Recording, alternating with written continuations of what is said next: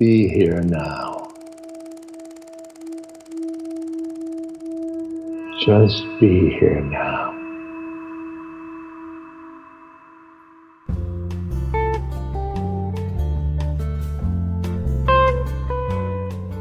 Welcome to Dale Borglum's Healing at the Edge. We are very happy to share with you Dale's profound insight and open heart. Please go to BeHereNowNetwork.com/Dale to support this podcast.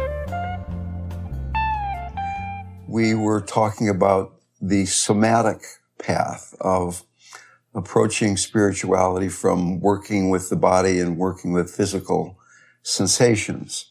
There's a wonderful, wonderful spiritual teacher, Ramana Maharshi, that many of you have heard of, who said that there are really two paths to God. There's the path of devotion, the path of the heart, and on the other hand, there's the path of the mind, of inquiring into who we are. Meditation, who am I, what's reality?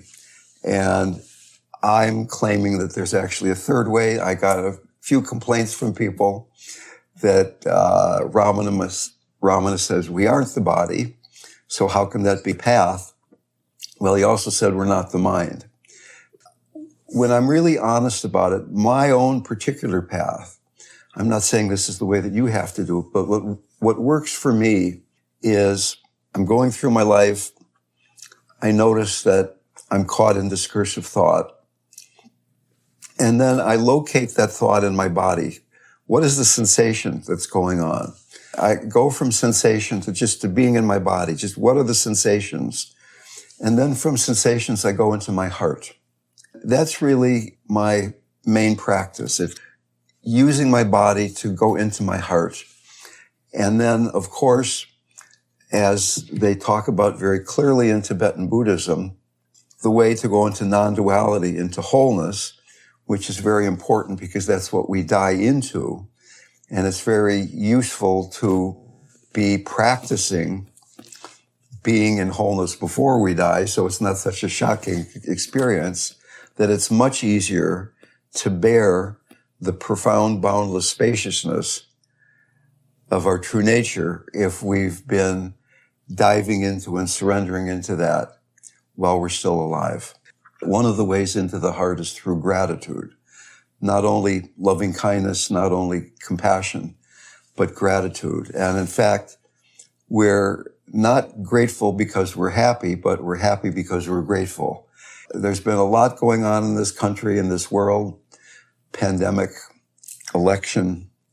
In California, there's been smoke, so you can't go outside. There's the threat of fire, on and on and on. Many people are financially insecure right now, but can we use gratitude as a path into the heart? So what I'm suggesting here is that it's very useful for us postmodern people, most of us in America here, to have a really robust practice where we can be dealing with pandemic and politics and all the other things of our lives and keep coming back to a deepening presence, so that we can be more alive, and as we're going on, we're preparing to have a more conscious life and a more conscious death. Right now, can everybody just check in what's going on in your body? We don't have to call it a meditation. You can if you like. But just be with the sensations in your body.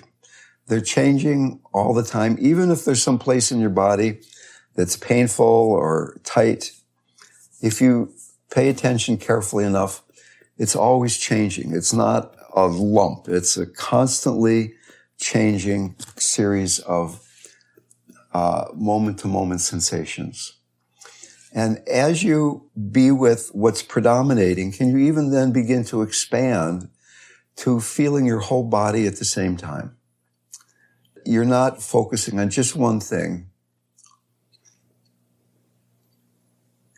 but you're just letting awareness fill the body. One cannot be thinking and being with sensations at the same time. we tend to get caught in discursive thought, believe our thought, and this is a way to gradually train to disengage from being caught in discursive thought.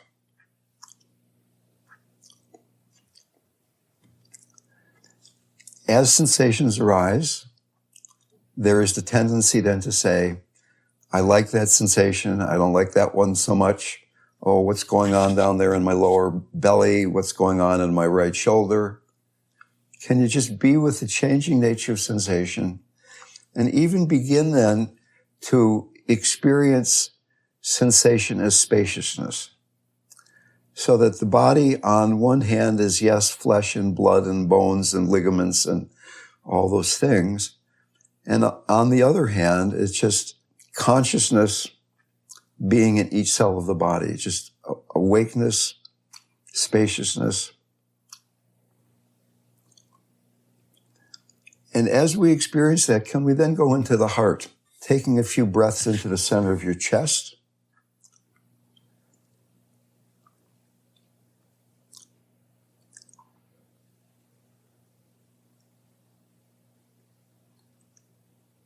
so that we're not just being with sensation, but we're being more interested in our relationship with the sensation than the sensation itself. Is it a loving relationship? Is it a grateful relationship? Is it compassionate if what we're experiencing is difficult or painful?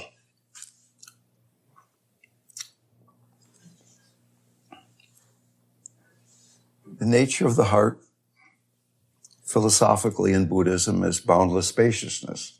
So the more we go into the heart, we're dissolving solidity, we're trusting the spacious nature. And in fact, the child developmental stage that one goes through to be able to rest in the heart is learning to have appropriate boundaries. Does our awareness of the body stop at the boundaries of our skin? Can we be with the whole body? Can we lovingly be with the whole body? And can then we even then begin to expand beyond the body so that we're feeling this loving spaciousness within and without distinction? This brings us to a meditation that I've developed called the two-breath meditation. We've done this before, but it's particularly appropriate right now. There's two breaths. The first breath is up, down. The second breath is in, out. And I'll explain that as we do it. So on the first in-breath, you imagine that there's a little hook on the top of your head, and God is just gently pulling you up straight so that there's a sense of motivation and willingness to come into your body. And in the first out-breath, you drop down into the lower belly, the hara, becoming centered, a few inches down below your navel. On the second in-breath, you breathe in to your heart as if there were nostrils in the center of your chest. On the second out-breath, you breathe out into spaciousness infinitely in all directions, front, back, right, left, up, down.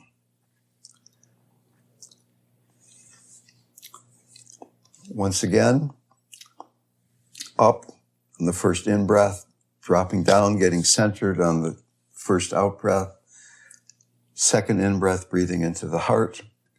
Second out-breath, breathing out into spaciousness from the heart, surrendering into space.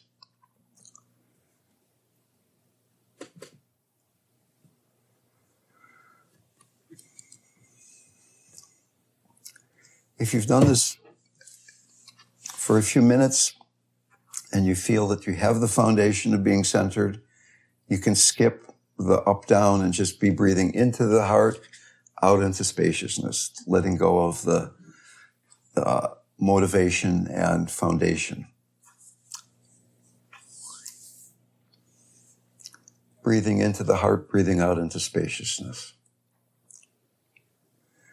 In a way, can we let unconditional love be the center of awareness?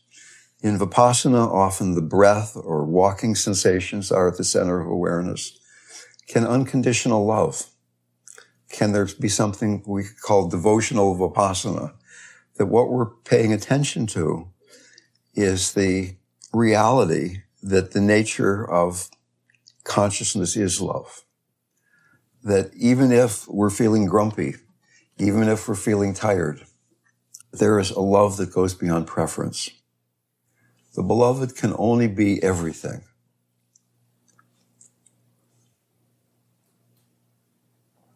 One of the great Christian saints, Saint Teresa of Lisieux, said, "Pray only for God's presence." My Guru Maharaji said, if you love God, you overcome all impurities. It is better to see God in everything than to try to figure it out. So I have a PhD in trying to figure it out. And I don't know how far that got me. Okay, so can we come back into the room and be resting in the heart and have a conversation? Clearly, there are different qualities to the heart. Compassion is one of the most important because it's what allows us to keep the heart open when we're experiencing something that is causing suffering. Compassion is the ability to be open-hearted in the presence of suffering of our own, suffering of someone else's.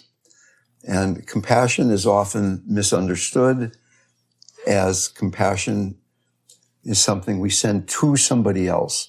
But compassion is a state of being. It's compassion with.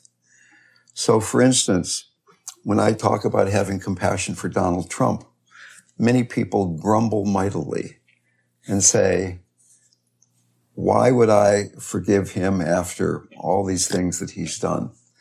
And the reason is that if the notion of Donald Trump closes your heart, you're the one that's suffering. Can you realize all the implications of that expression, Donald Trump, and keep your heart open? It doesn't mean you like him or want to be around him or approve of him, or maybe you do. Maybe it's Nancy Pelosi that gets you all riled up. Whatever example works for you. But eventually, can we get to a place where no matter what concept, no matter what perception arises, we can meet it with an open heart? That was the gift of being around the Guru.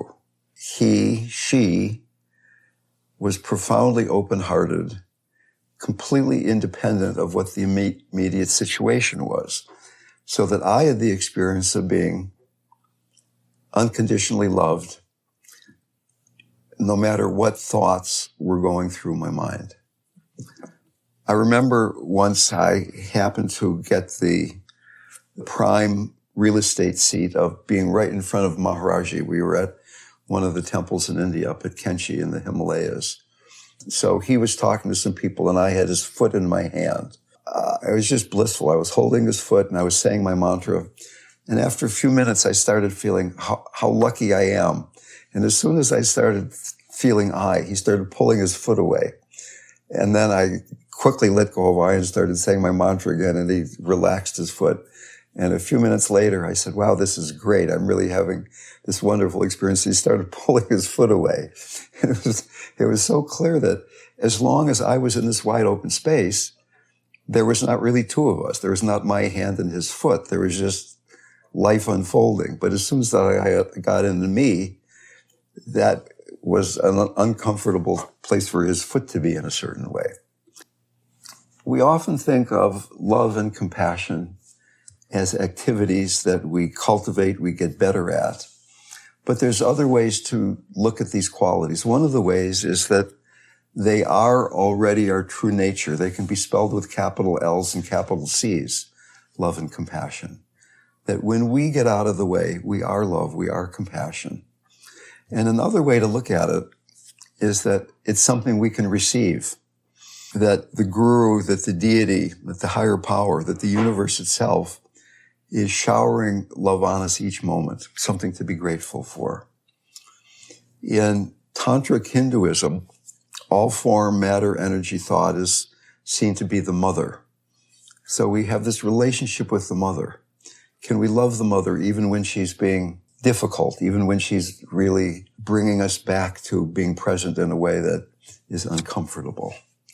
So what we're talking about here is the possibility of using sensations, using our relationship with our body as a way of going beyond thought, coming back to being present, and then from sensation, using that as the surrender to the heart.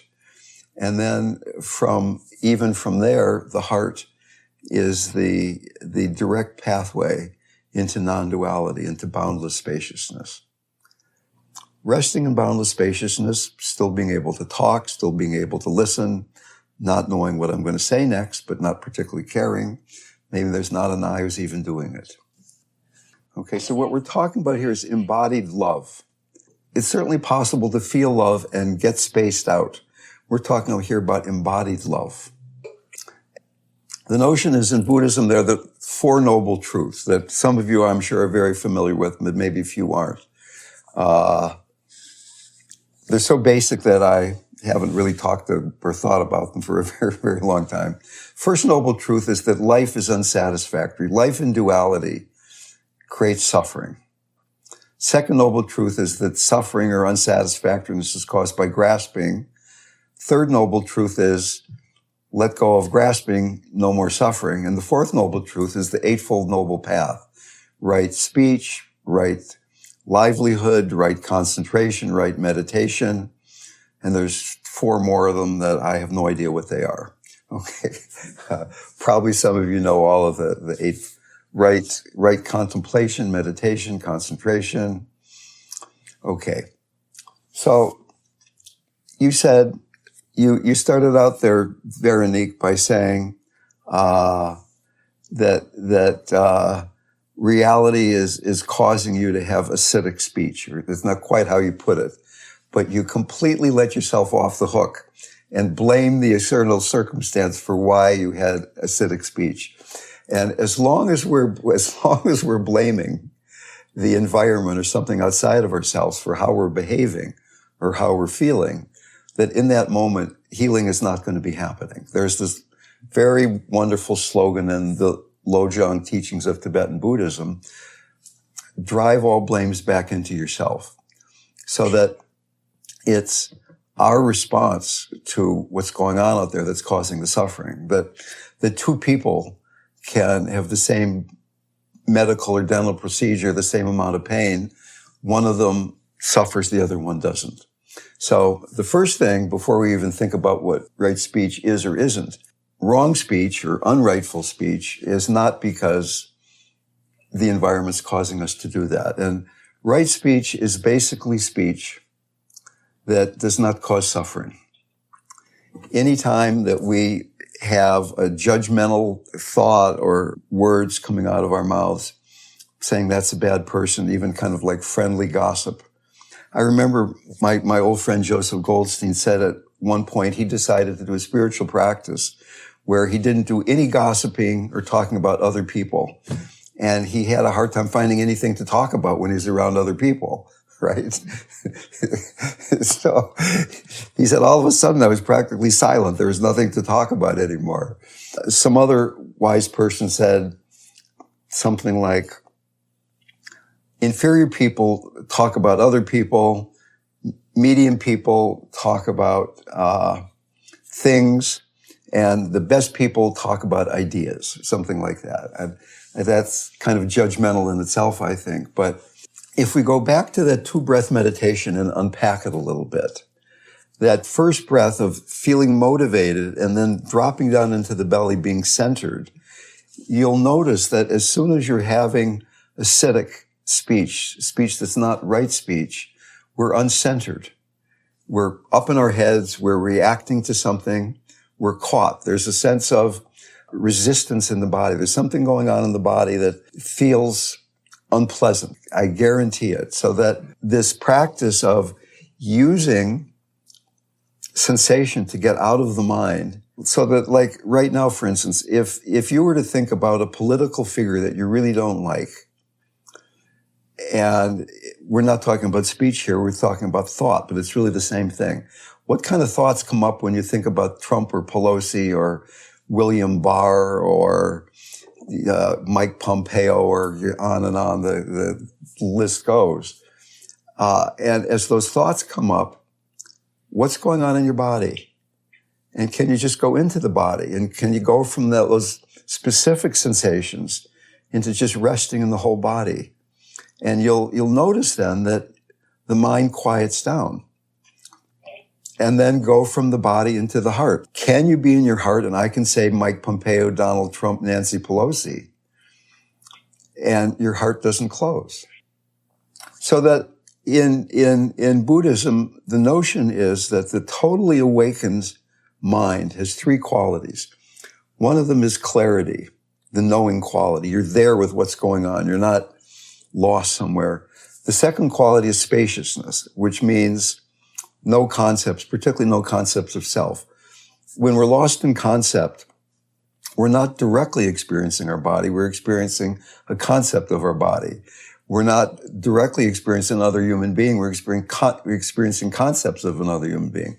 Most people are going around lost in concepts a lot of the time, so that relationships are pretty unsatisfying. There's not that completely naked, intimate meeting of two beings. There's my concepts and your concepts are kind of seeing how do we intertwine or how do we bounce off of each other.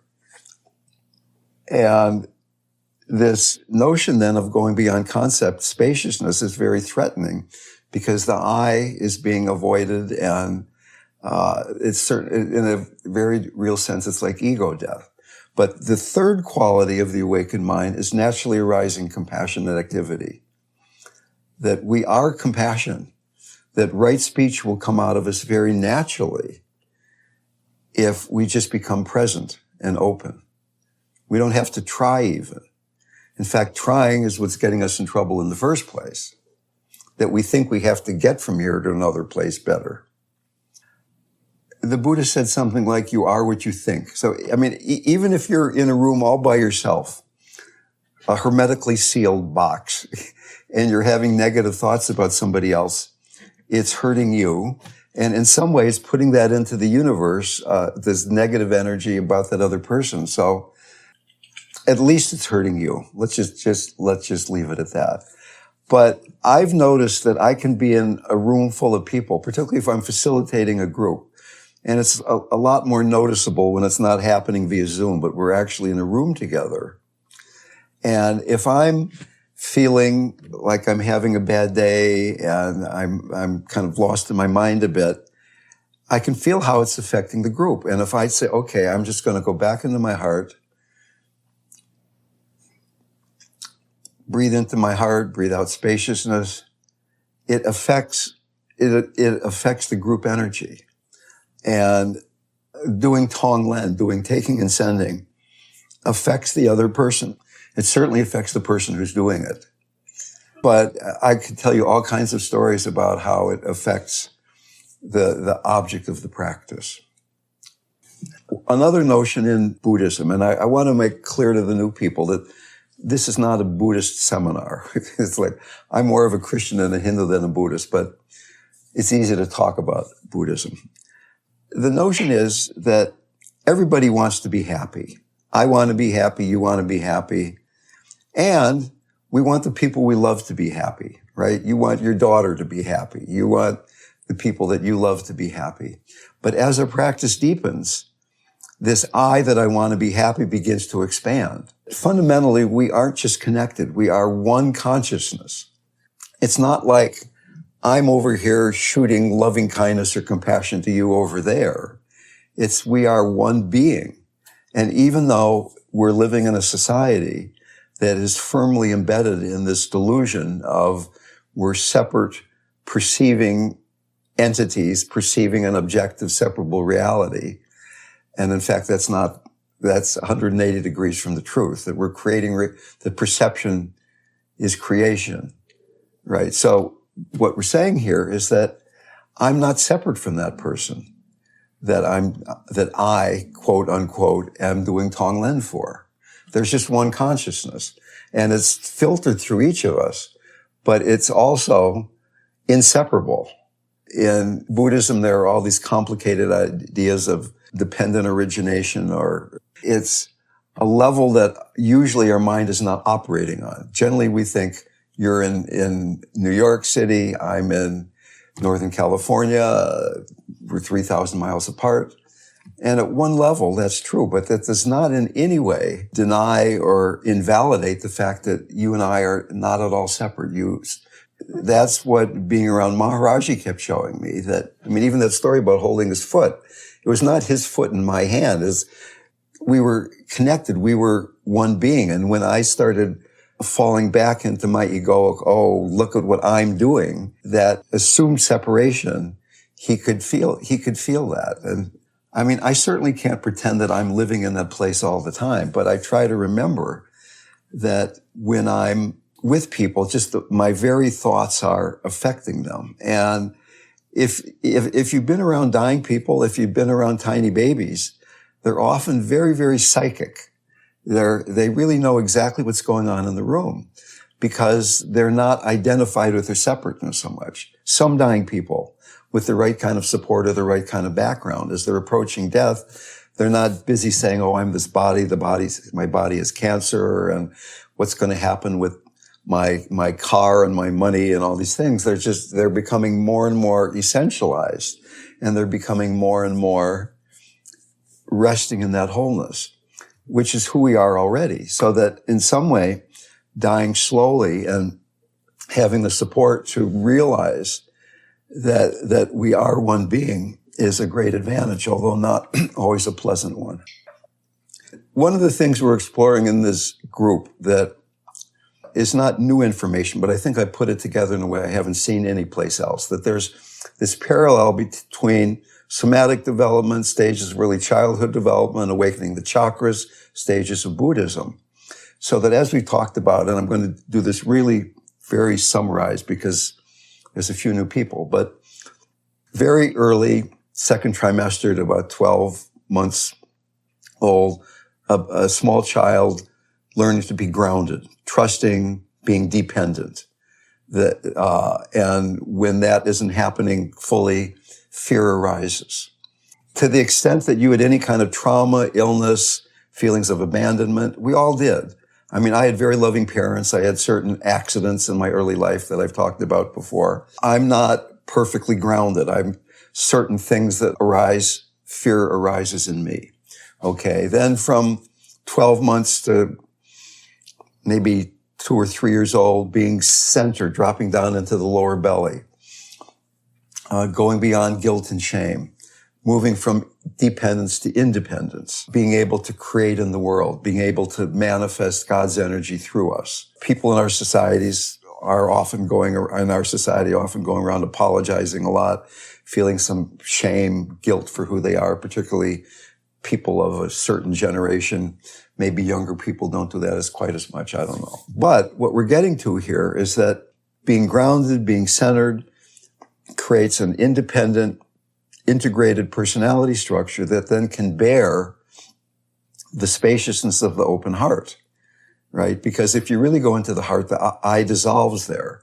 It's not I'm loving you, but just love is happening. It's certainly possible to go into that love without the foundation, but it's very fragile.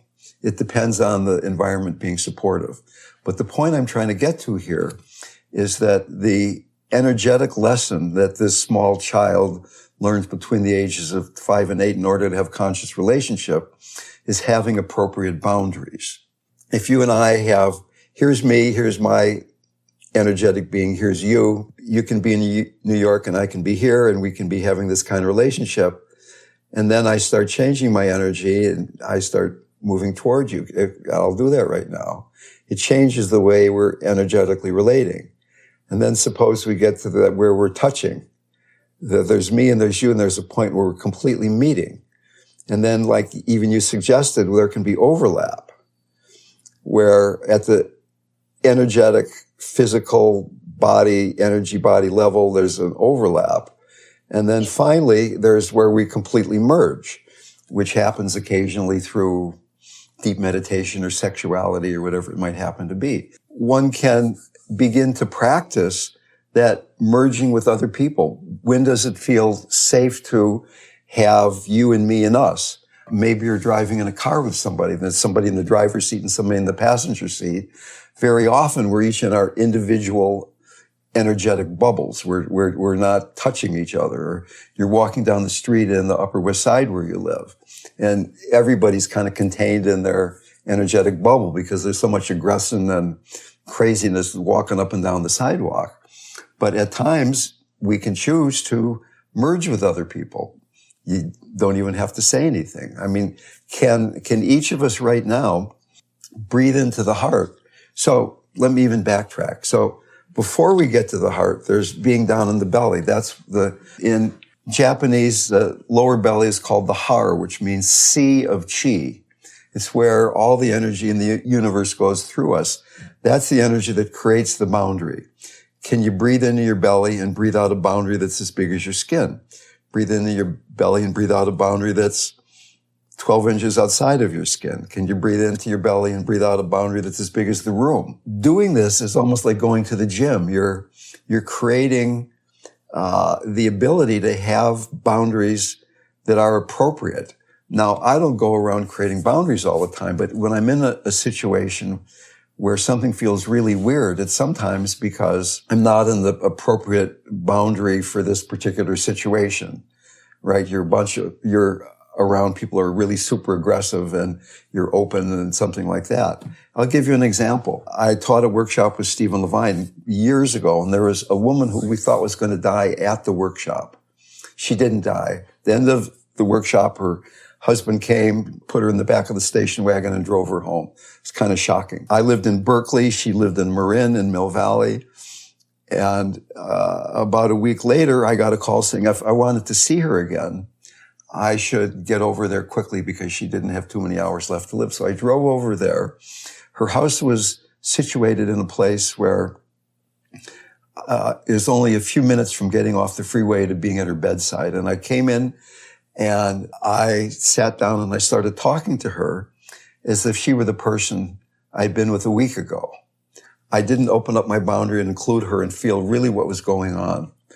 And I started feeling really super uncomfortable because she was not that person anymore. She was a week closer to dying, and she was actually very close to dying. And my thoughts felt like bowling balls until I realized what was going on. I opened up my boundary, made it really permeable. We connected. And then there's nothing even to say anymore. We just hung out in love for a while, and then I left. So boundaries can be big, they can be small, they can be dense, they can be permeable. Sometimes it's nice to have a really permeable boundary to feel what's going on with people around you. There are people who get stuck in a permeable boundary. People have a big permeable boundary and they're overwhelmed by the energy of the world. There are people that get stuck in the big, dense boundary, like the bull in the china shop. Politicians often, they take over the room. They can't feel what's going on with other people. As a therapist, it's useful to have a permeable boundary to really feel what's going on with your client. So that at some spiritual level, yes, we're all one and we're all super connected and all those things. But at a more relative level, there's this whole stuff about boundaries and energy and are we connected or do we need to keep some separation? So there's this term compassion fatigue, which I think is a misnomer and almost a dangerous idea, that there is no such thing as compassion fatigue. That if you are compassionate, your heart is boundlessly spacious and there's room for all the suffering in the universe. There is something we could call almost compassion fatigue, where we feel somebody suffering and it resonates suffering in us. And we start suffering in relationship to what we're experiencing with this other human being. If we're really clear where the suffering is coming from, it's much easier to work with it than if we think it's caused by this other person. And there are studies that show that, for instance, that therapists who work with a lot of people notice that that certain clients drain them and certain clients don't drain them. And at first they thought maybe the clients that drain me are the ones that have the most difficult, intractable problems. But it turned out, no, it's the clients that I can't connect with fully. So that if you can connect with somebody who's even psychotic or something, it's not going to drain you if you stay wide open. There's nothing then that the other person's suffering is sticking to, which doesn't even preclude you being able to think about something and think of the best treatment plan and things like that. But that, once again, compassion is a state of being. It's not, I'm having compassion for my client. It's a much more moment-to-moment, subtle process of being aware of where you're getting caught in thoughts about the other person, where there's some tightness happening in you in response to the other person's suffering. Maybe not even that you're bothered by the suffering, but that you're bothered by you can't quite figure out to do the perfect thing, that your personality is such that I want to be the perfect psychologist or something like that. So that the fatigue that's arising is your character structure meeting the situation in a way that is not completely open and spacious. We then begin using each life experience as information, as an experiment, as a curious experiment of what kind of people, what kind of situations, what kind of experiences in my life are generating suffering in my life. As long as we're firmly embedded in identifying with a separate I, we have to work with that I. We have to use that I to begin to see we can dissolve the I. One of my friends who was a Buddhist psychologist said, you have to become somebody before you can become nobody. And yes, we are nobody in a certain sense, but as long as we think we're somebody, we have to begin to skillfully, with some effort, work with that faulty assumption. As Suzuki Roshi said, we're all perfect, but there's still room for improvement. So that both of those things are true at the same time. The ego is very persistent, and our job is not to defeat it or destroy it, because we can't. But that one way of looking at the spiritual path is understanding what the ego is and what it is not. It's a useful tool. It helps us get through life, but it's not who we are. It's like we're breathing, we're thinking, we're egoing, we're eating. It's a verb. It's something that we do. And there is this profound delusion of separateness that we're working to dissolve. And it's very challenging because it's directly confronting our fear of death.